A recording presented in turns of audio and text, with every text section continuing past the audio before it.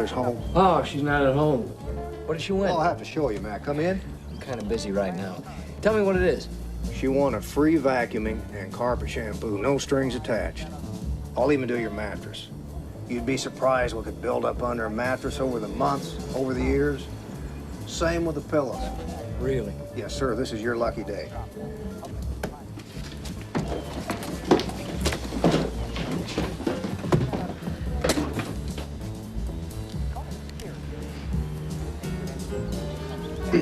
Well, I see you've had some kind of problem here. That doesn't pay my work any. I've seen about everything there is to see. Good evening. That was a clip from Robert Altman's marvellous new film Shortcuts, which opens this week. It arrives here as the joint winner of the Golden Lion for Best Film at last year's Venice Festival, where remarkably the movie's entire cast also received awards for their performances, and believe me, it's an enormous cast. The film runs for just over 3 hours. No, don't be scared, almost every moment is to be treasured, and it's based on 8 short stories and a poem by Raymond Carver. With a rich mixture of comedy, drama, romance, pathos and tragedy, it follows the adventures and misadventures of a bunch of unrelated characters in Los Angeles, small-time losers most of them, and much as in Nashville brings them all together, at least in spirit, for one shared climactic experience. Shortcuts is Altman's 30th film since MASH in 1970, and in the following programme, which is devoted to the man and his work, it was with MASH that we started our conversation. Bob, let's start with MASH, because that was your first big success that made you known to everybody. But you were already 45 when you made it, so what took you so long? I was slow in getting into this business. It was a difficult road for me. I was from Kansas City in the Midwest, and I actually entered the film world through documentary and industrial films, business films. And so I spent a long time doing that. And it was very hard to make the jump from that into the entertainment world. I finally accomplished it during the advent of television. Yeah. And then I spent many years in the television business. But actually, I was just learning my trade, learning the tools. With MASH, I mean, that had a quite sensational effect. For the first time, people heard, and many people were irritated by your overlapping dialogue, which seems to be a trademark of yours. Why do you do that? The technique is the illusion of reality, and that's what I find it helps create that illusion.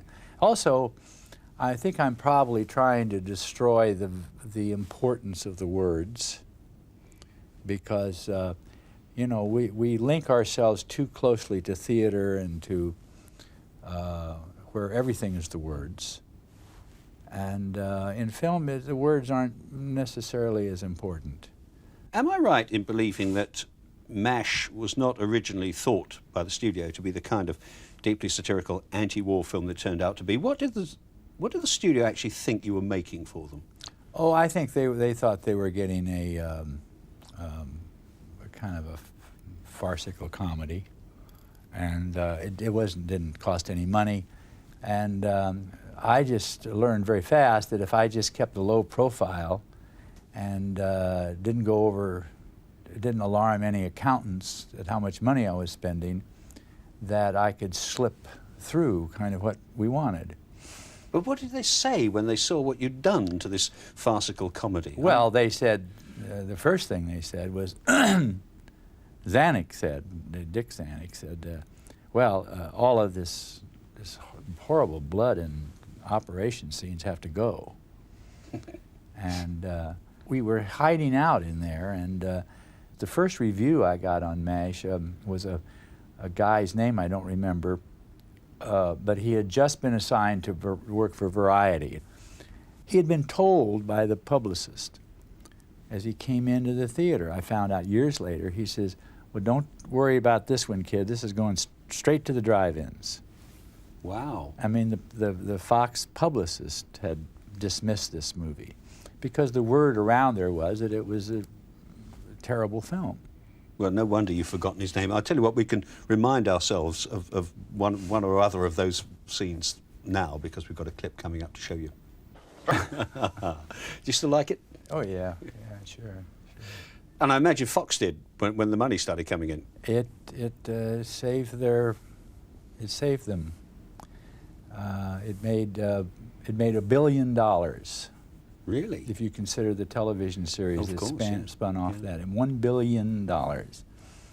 This film probably is responsible for more income than any film. I mean, it itself didn't gross that money, but the television series ran for 12 years. And they've thanked you brokenly for this, of course, since. I have never heard from anybody about that. Isn't that odd? I never even got a little check. But the 70s actually were very good for you, weren't they? Because there were excellent films like Brewster McCloud, McCabe and Mrs. Miller.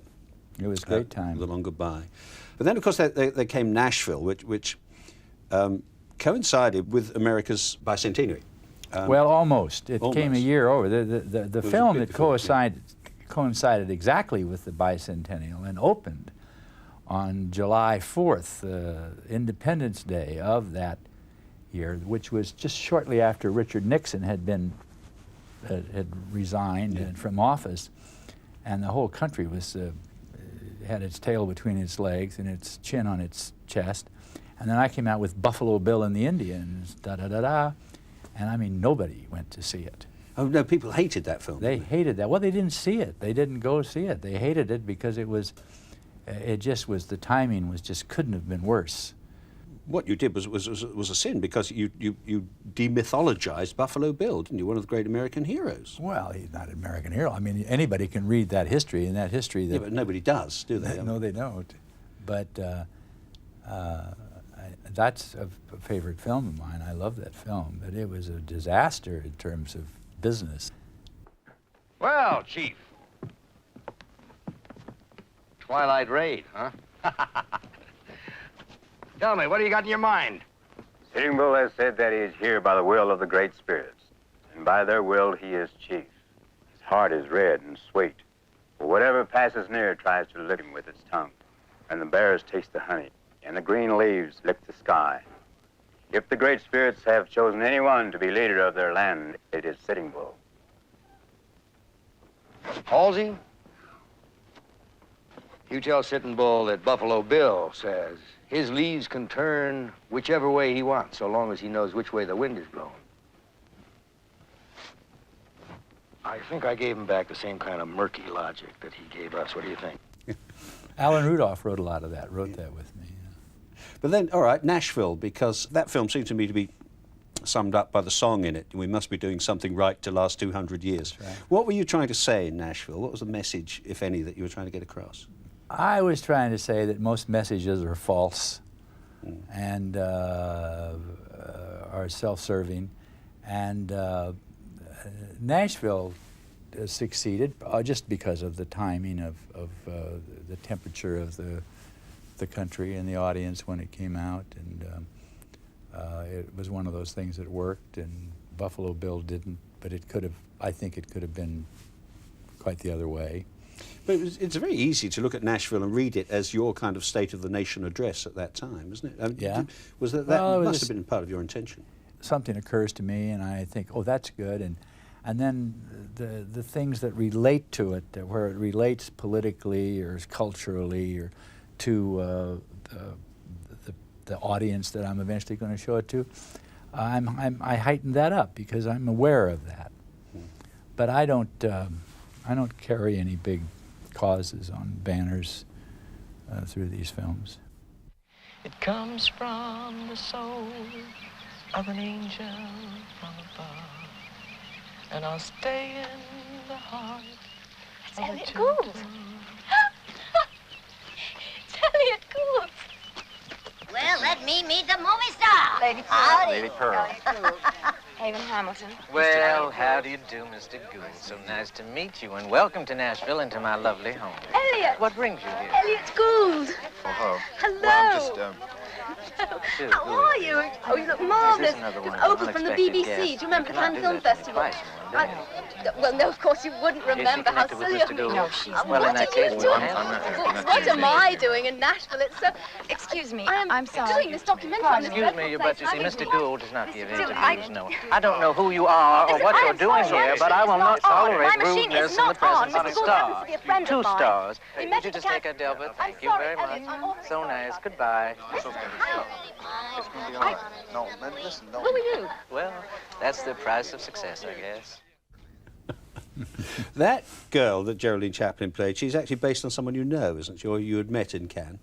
Well, she's based on a girl that that actually, well, a lot of people I met in Cannes. Yeah, well, sure, yeah, like that. Yes, but yeah. you're never quite sure whether They don't all they're- work for they the BBC, have real- I'm happy whether to they say. have real credentials or not, but they all represent themselves as having them. Do you know, towards the end of the 70s, I think it was after Quintet, Pauline Kael, the critic and the Wicked Witch of the West, who had earlier said that MASH was the finest anti-war film ever to come out of Hollywood, now said that you were wearing your failures like medals. Did you find, A, there was any truth in that, B, was it hurtful, or C, were you proud of your medals? I can't consider the bouquets that I get from the same person and then the arrows. I mean, I have to consider them both in the same value. I'm proud of all the films that I made. I don't have I shamelessly, if you say, you know, these films are like children to me, and you tend to love your least successful children the most, but they are complete. They are what they are, and I like them all of them. Yeah, indeed. And yeah, so very it's good. to me, it's all the same thing. I've always felt my life's always been in one straight line, and everybody else is kind of crisscrossing me occasionally. Well, that's why you have this reputation of being a man who keeps making comebacks, and you maintain that you never went away. Everybody else That's right. did. Yeah. Everybody else went away, and then they swing back by my way again, and so that's kind of good. But I don't know anybody who's had the amount of opportunity, success, and I've never been without a film in production. No, that's true. Ever.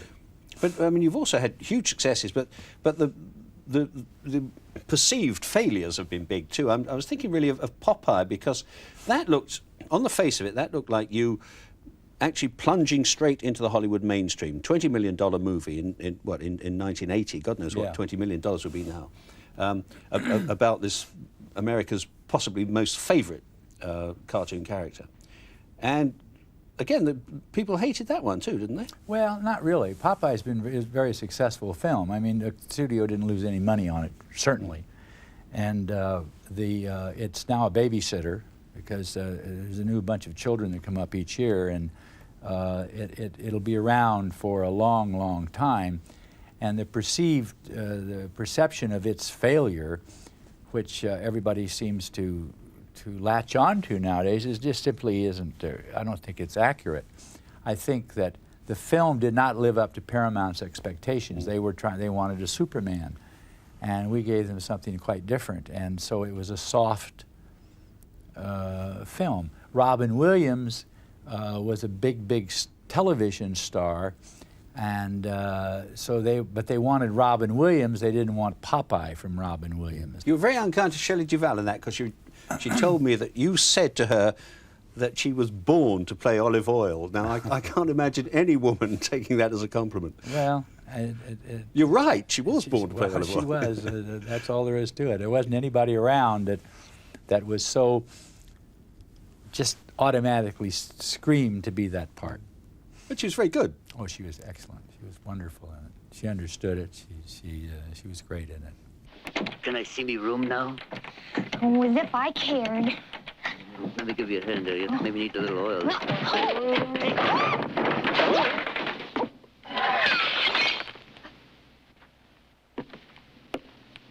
Nice looking room.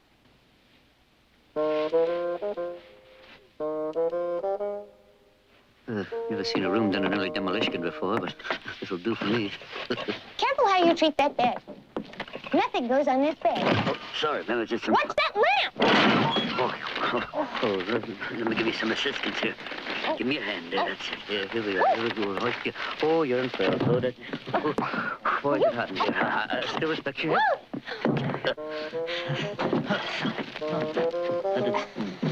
Too bad I didn't see that. You then went away. I mean, you went back to the theatre. I mean, what kind of shape were you in at that time? Because, you know, you were about 54, 55. You moved away from Hollywood. I mean, did you need to work? Well, I need to work just to satisfy myself. And I started working on theater and theater films. I had no big offers. Nobody was knocking on my door saying, what are you going to do? So I did Come Back to the Five and Dime, Jimmy Dean. I did the Nixon film. I did a lot of these things that during that period that is supposed to be my real bad period, I did some of the best work I've ever done. Well, yeah, but you were very much on the fringe, weren't you? Yes. They were kind of art house movies. Is that very satisfactory? Because if you've got something you want to say, surely you want to say it to as many people as possible and not just whisper to a few friends. Yes, but I can't force them to listen. And I can't force people to listen. And the big popular film, I mean, you know, these little films that only reach a few people reach several million people. Yeah, that's true. That's not bad. It's not a bad audience. So I don't see the difference in them. And I stayed in that vein doing these things. Then I did Tanner 88, which was this television piece of Gary Trudeau, and I think that may be the most creative, the best work I've done. It certainly is the most creative in many ways. I mean, we really broke a lot of ground there, and it will that will be imitated. I don't mean that in a possessory way, but I mean I think in the best way that I've opened up we've opened up an area where people say, oh yes, we can do this. I think Shortcuts, the new film, is going to do that. I mean, it's going to open up the possibilities of the, if its success continues and it mounts, because it opens up the possibility that we don't have to follow this same structure, that other structures can work. In Shortcuts, we took many these short stories and these fragmented stories, and by the juxtapositioning of them, each one seems to enhance the other story till they became better than the individual. In 1992, you made The Player, and everybody said, this is Altman's revenge. And in a sense it was. I mean, it's a lovely satire on Hollywood. But I know that you didn't mean it solely as a satire on Hollywood, did you? But No. Did you regard it in any way as Altman's revenge? No, never. I thought I think that the structure, the construction of that film is very, very good. It's like a snail. It's a film that follows and then turns into itself, or turns out of itself. I just love the way that film went. And if you really think about it, it's a very, very soft attack on anybody, because these guys, you know, they got jobs like at any other corporation, and they're corporate people, and they dress the way that the corporate people are supposed to dress, and they drive in the cars that the corporate people are supposed to drive. And they don't do anything. They don't do the work. They do their work. But and all these actors are artists, and they know that. I mean, I'd go to work, make a picture for Warner Brothers or Paramount or any of those studios in a minute. But I don't. The work that I do, they don't know how to sell, and what they sell, I don't know how to make. No stars, no Schwarzenegger, no Pat Hollywood endings, no car chases. This is an American tragedy in which an innocent woman dies, because that happens. That's reality. Take me off the speakerphone, Griffin. Yeah. I don't know. It's a really hot story, but what is this bullshit, no stars? Let me give you a little tip, Larry. Levinson came to power on 2 movies that made $300 million and had no stars in them. He's gonna love this idea. It'll remind him of his youth. You know what his motto used to be? No stars, just talent. Has anyone else heard this? I don't think so, no.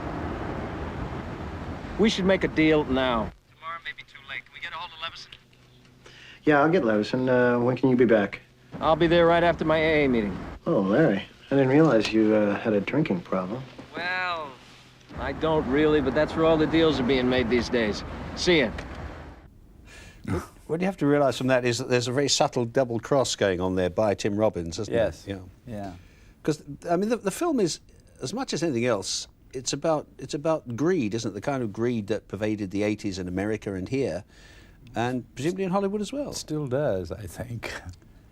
Well, it does, yeah. And it's about the way these things are done. They're not done for the right reason. But it made you a player again yourself, didn't it? That's the irony or the strange part of it. Yes, it did. And it was because of that that Shortcuts got made.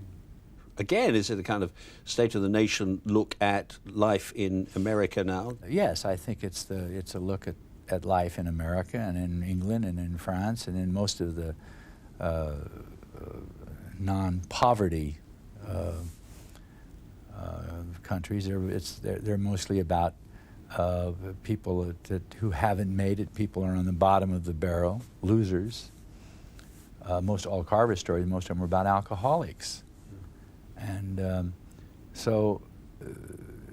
but they're valid stories and they're very truthful. And you know, we took great pains in this not to load the issue one way or the other. Shut up! What's so threatening about that? Sherry, where are my keys? You get out of here! Sherry! The dog pissed on the bed again, Sherry. Who are you talking to anyway? Man, his nice tight pants. He likes because it makes his dick look big. What? I can't hear you. The dog's barking. I'm talking to my sister. Yap, yap, yap, yap, yap, yap, yap, yap, yap, yap, yap, yap, yap, yap. Where are you going, Gene? I thought you had some time off this week. I gotta check on my work quality control. Uh-huh. How about tonight, Gene? Oh, God. Sherry, Just a minute. you know what kind of work I do, right? Look at me. You know it's dangerous. And you know there's things you can't know for your own safety, right? I was just asking about dinner. Now, Tim Robbins in that is an awful character, isn't he? He's a liar, Yes. he's an adulterer. You can understand why so many people hate LA cops because of Tim Robbins. Yeah, he's a pretty bad guy. But at the end of this film, he's there protecting his family in the earthquake. He keeps his family together, and he's an ideal citizen. Yeah, you don't make any moral judgments on any of these people, do you? No. Is Nor did Carver. Is that what you think the movie should do, just simply to observe? Well, that's what this movie should do. Yeah. I mean, that's the purpose of this movie, is to show, it's like lifting the roofs off of, looking down on a neighborhood of houses, and you lift the roof off of this house, and you look in for a little bit, and then you lift the roof off of this house, and you see this activity. And it's not to, this is not Sleepless in Seattle. No, it's not. No, it isn't that. But let's take Sleepless in Seattle, which was very happy ending. Everybody was buoyant.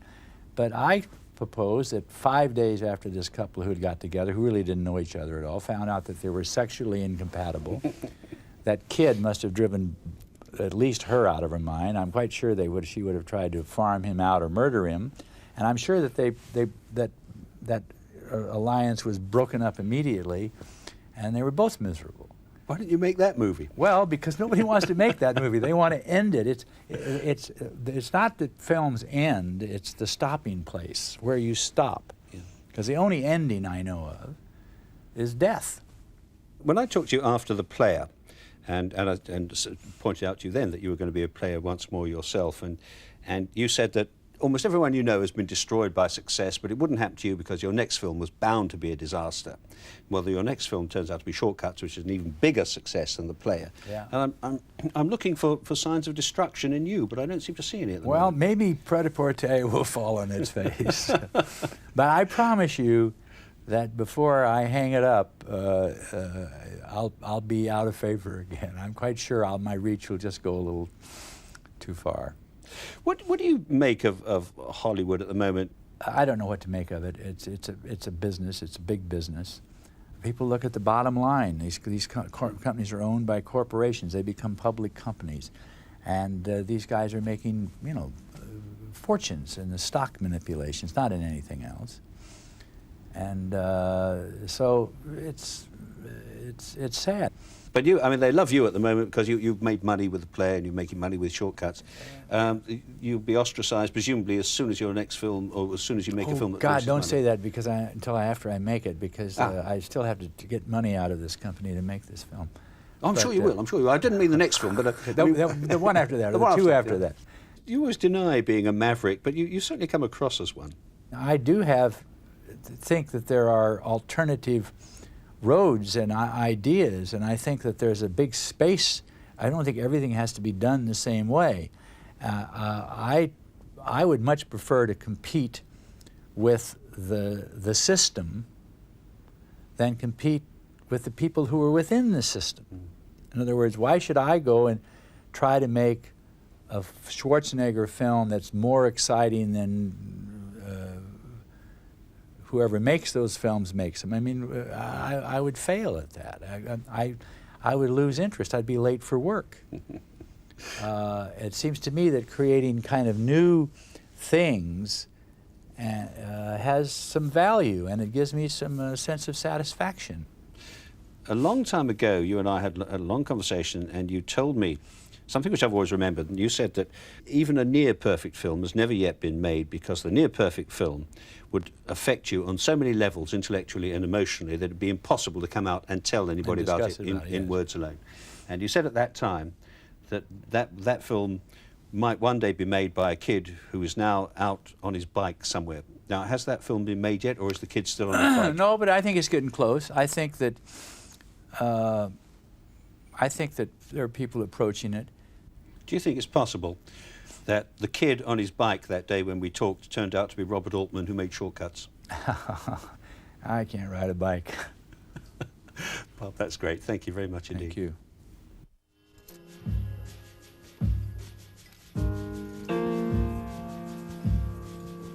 You may mean me some good.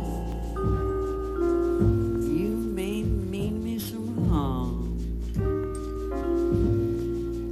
You may be a fire. You may be a false alarm.